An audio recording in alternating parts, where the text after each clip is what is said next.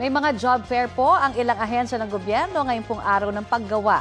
At may ulat on the spot si JP Soriano. JP!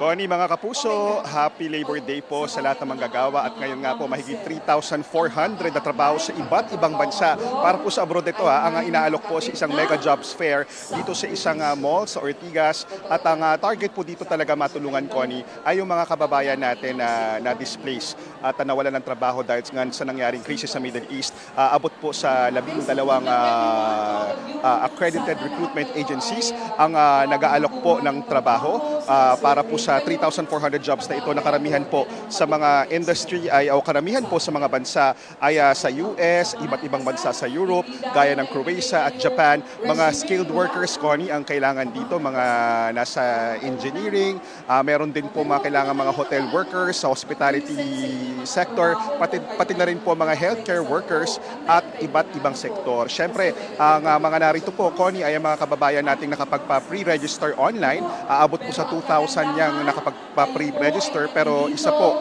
sa mga gagawin po ng DMW ay accommodate ang mga humahabol pa. Lalo pat ito ay para sa ating mga Pilipinong manggagawa ngayong Labor Day. Ibig sabihin pwede po ang walk-in, pero priority nga po ang ating mga kababayan nakapagpa-pre-register. At syempre paalala po ng DMW, Connie, sa mga mag-a-apply, talagang laging tiyakin na sa mga accredited recruitment agencies lang sila mag-a-apply. Tiyakin ko talaga mayroong aktibong job orders at mag-ingat po sa mga maloloko o illegal recruiters. At yun muna ang latest. Balik muna sa iyo, Connie. Maraming salamat, JP Soriano.